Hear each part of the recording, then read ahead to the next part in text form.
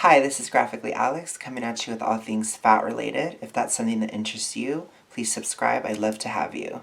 So today I want to talk about fat acceptance TikTok yet again. And one of the biggest things that I see is shame. They are all about not shaming anybody, but they shame other people all the time. Now, I wanted to do this today because I feel kind of ashamed because I accidentally cut my face, as you can see right here. And I'm just kind of a hot mess. My hair is bothering me. I need to get a haircut really bad. My lips are chapped as F. And I was like, you know what? It's a good day to cover it because I'm a hot mess today. What they tend to focus on when it comes to shame is shaming people for dieting. Hear any of you say that your New Year's resolution is to lose weight, I'm gonna laugh in your face. Come on, get a grip. What is it, 2002? Get it together. Do something interesting with your life. So again, I don't know, this is like a very overt type of shaming. This is somebody, she's laughing in your face. She's very, very blatant with it. Like, you're a loser. You're a loser for wanting to lose weight. You're a loser for wanting to diet. You're a loser for trying to do these things, right? It's very aggressive. And they do this all the time. They laugh in the face of people that try. They laugh in the face, they revel in people who fail. That may be a future episode down the line. But there's that very overt toxic side of shame. And then you have other kinds of shame, like the type of shame where they try to make you feel guilty for wanting to lose weight or for dieting in general. Your pursuit of thinness, or what you call health, is actually a pursuit of thin privilege. So as you can see, with this one sentence, they are trying, as a collective, they try to shift the goalpost from health, from trying to improve your own life, and they try to make it about everybody else, or they're trying to make it about something social, something not grounded in the body, something that is just completely for brownie points or these kind of things. I think a lot of these fat acceptance people, they tend to try and strive for other people's approval very, very hard in their lives, and they project that onto everybody. I myself, I have never, there have been aspects of wanting to lose weight that did make me, where I did think about like having a bigger dating pool or maybe certain career prospects, or just having an easier time when it came to certain things, right? That's what I thought about. But typically, and what would get me to actually try to do something was the actual health effects, being so uncomfortable in my body, being so, just bothered all the time by how I felt, like not being able to fit into things right, or, the financial aspects were also difficult. It's very expensive to overeat, and I talk about that a lot on this channel because I feel like people don't talk about it at all. It's really held me back in a lot of ways. So it's like when I think about it, really from at least the age of 25, like once I was no longer a teenager or even in my early 20s, I never was thinking about doing weight loss for other people's approval. It was always for practical purposes, including mostly just being able to move around easier, just having an easier time in life because things shouldn't be so difficult. And I was very frustrated by my light's tripping out. I was very frustrated by lack of career prospects or lack of, financial opportunities, and all these things because it's like I couldn't do my jobs as well. Having to avoid work because I was exhausted. I think a lot of people, they don't think about the actual like career aspects or how much it can affect all these different aspects of your life. Honestly, how much of a commitment it is to be obese, be morbidly obese. It's really, really difficult. You sacrifice a lot to be that size. And so oftentimes, like I said, especially from 25 plus, like I was always thinking about it in terms of what was I giving up to be obese? You know, what was I giving up for this?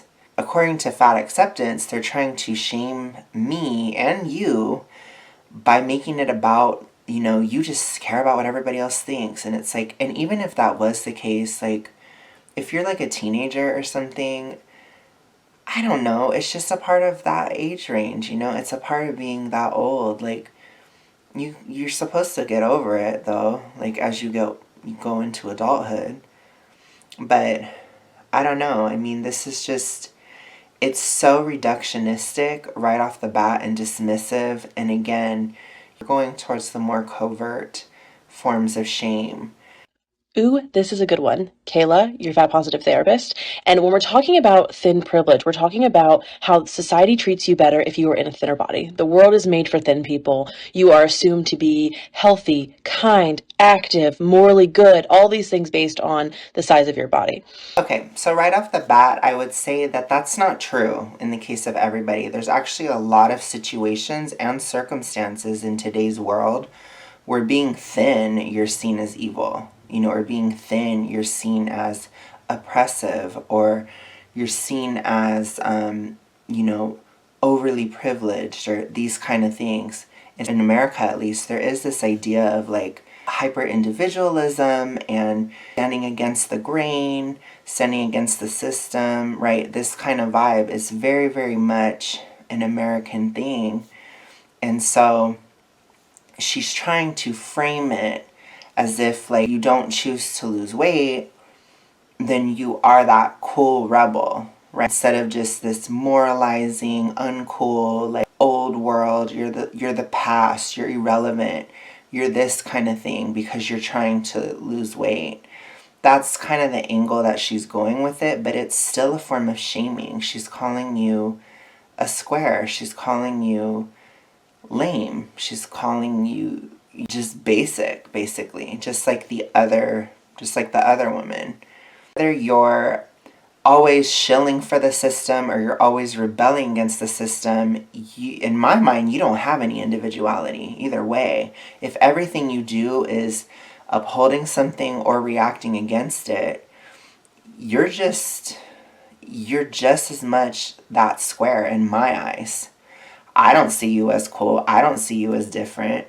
Just because you're rebelling against everything that was said before doesn't mean that you are innovative or anything. You're just rebelling against everything. You're just a reaction. You're a living reaction. I don't do that. I take what's good from the past. I take what's good from the present and what I hope for from the future, and I go on with my life. I don't need to react or uphold any system because I actually am an individual. And a lot of these people aren't. They just wish they were. And to me, I'm going to throw it right back at them and say, you're basic. To me, these people are basic as hell. Period. And so what this does is when people are in larger bodies, they're going to manipulate their bodies and end up feeling like crap in order to engage in that thin privilege. So this point is interesting because what if you feel like crap when you're not trying to change your body? Now that has happened to me where I reach a certain level of obesity meets a certain level of age where even if I'm not dieting, I still feel like crap. I feel like crap no matter what I do. So this argument would not work on me at all. They just want to not feel terrible for once in their life. They want to feel accepted by society. They don't want to be taught that there's something wrong with them. Okay, so I will just say to any of you guys in the audience, if this is true, like if you're young and you're just trying to lose weight because you don't want people to tell you there's something wrong with you, I'm going to spoil it for you right now. People are always going to think there's something wrong with you. It doesn't matter what it is. If you lose weight, it's just going to be something else. They're always going to pick on you for something. People are nasty. People are mean. You know, I myself, you know, I've had people be really nasty to me and I've been really nasty to other people, you know, so it's like I'm not sitting here trying to act like I'm holier than thou in this, but this is just a reality of life. There's always going to be something wrong with you in the eyes of other people. And you have to just, part of growing up is just shaking that off and just being like, I can let this go because I'm never going to be in a situation where everybody likes me. That's never going to happen. Or certainly not where everybody likes everything about me. That's definitely never going to happen. So you just have to keep a realistic perspective, and that should not be a reason for weight loss. Your main reason should be for health. Maybe at a certain level it can be for aesthetics, as long as it's not too far the other way and you're not getting in that other zone. So this belief system encourages diet culture. It encourages having this ladder effect where we are treating people who are thin and white at the top, and then everyone else can go below them. I don't know who we is. Like, does she have a mouse in her pocket? Who the hell is she talking about? I don't do that. If she does that, that's her problem. Like, I get it if you're like online and you feel like a certain group is prioritized over somebody else, but it's probably just the way that the algorithm is for you. It's like for every fitness page algorithm, there's a fat acceptance algorithm where they're making fun of thin people and shaming them for dieting and shaming people for trying to lose weight like these. So it's like putting a blanket statement on society about something like size. It's just kind of pointless. It's not real. It's so individual. Like, how we experience things in our life is so individual when it comes to these topics, especially if you consider outside of the United States. There's very different conversations around weight and size and all this stuff in other cultures. So it's kind of just ridiculous. And again, if you don't like where you're at, then you can have a different friend group. You can move to a different city or even a different country. Like, I don't know. It's just odd. It's odd to me because I don't see all of society as the same in every single circumstance. And this person does, and it's very odd. Okay, so the last type of shaming that I wanted to show is probably one of the more dangerous kinds of shaming. And this is because it is so incredibly covert. This person is shaming in a way that is done through this sort of sugary sweet way where she's trying to subtly shame you for wanting to restrict yourself in any way. Do you know that food has no moral value, so there's no such thing as a good or a bad food? They're all just calories and fuel for your body. So it's totally okay to try new things and to have treats. I feel, and maybe it's just me, but I feel like there is a slight shame there of, well, you're just ridiculous if you think that there are some foods that are healthy for you and some that are unhealthy for you. It's veiled underneath this false compassion and sickly sweet affect that is so fake that it makes me a bit disgusted. That being said, cherries are my favorite fruit, and when I saw these, I knew I had to try them. So if there's a snack that you haven't been giving yourself permission to try, or one of your favorite holiday foods, consider this your sign. I bet when she's done with the filming, her face goes like like that right after. No, to me, I just think it's odd. Like, I don't need you to tell me what I can do. I don't need your permission. I want you guys to know on my channel, I'm never like ordering you to do anything. It's just a thought or an idea. I'm not going to be, banging down your door if you're doing something that I was talking about. It's like if you're eating McDonald's, I'm not going to be coming at your door. I'm not going to sit here and lie to you and tell you it's good for you, though. That's the difference. I'm not going to say that.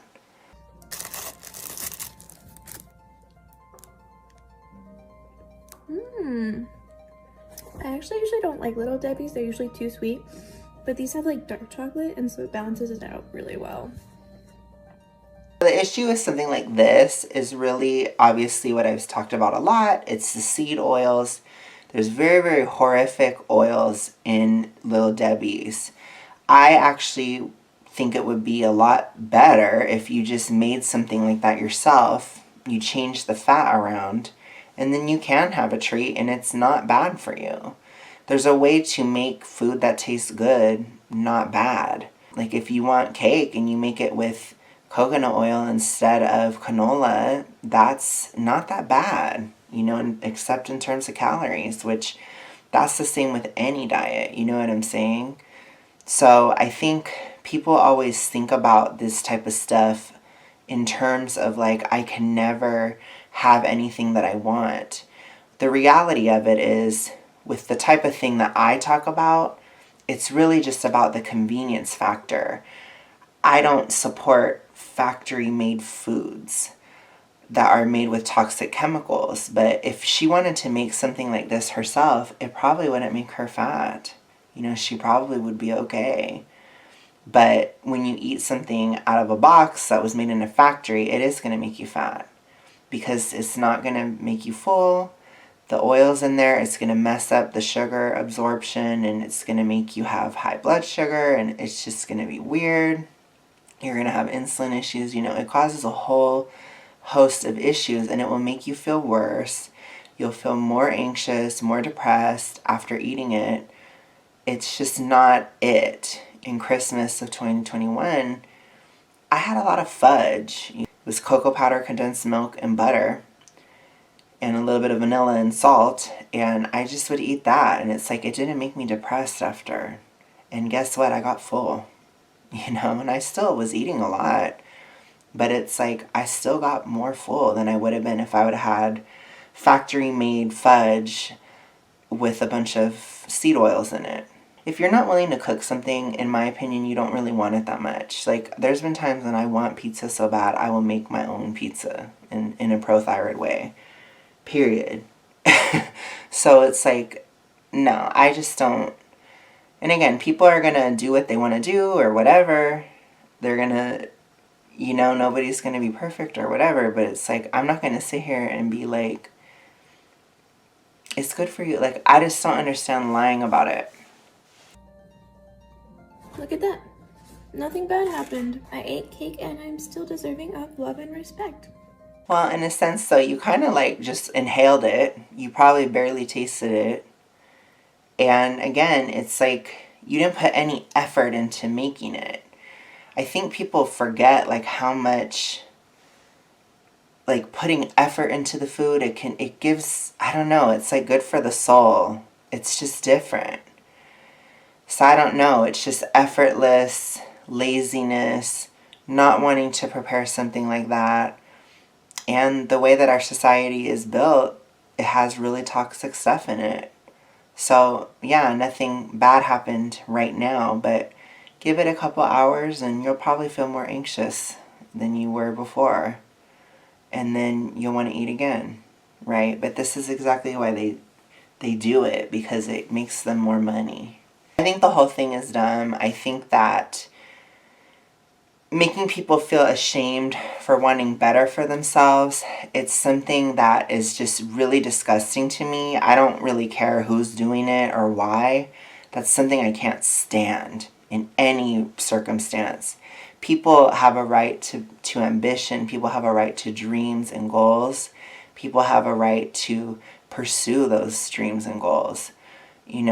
In the United States, we have the right to the pursuit of happiness, right? So you have a right to pursue your dreams, and I can't stand anybody who tries to stamp that out or shame you or do these things. It happens. It's gonna happen. In my opinion, I think it's meant to get us on the right track, because when it comes to dreams and such, if you want to make it, you're gonna make it regardless of what other people do. But I just wanted to comment on that because it's a level of hypocrisy within the movement that I find particularly disgusting, because with a lot of people that are all about, we should never shame anybody, we should never do this, and don't ever judge, and don't ever this, they're often the most judgmental and shaming of all. And I just find that very interesting, whether it's in an overt way, a covert way, or somewhere in between. With that, you guys, I'm going to go. Thank you so much for watching. If you like this, please like it. And I hope that you enjoyed this week's TikTok Tuesday. I will see you guys again very, very soon. Have a good night, you guys, or day, or whatever. Bye.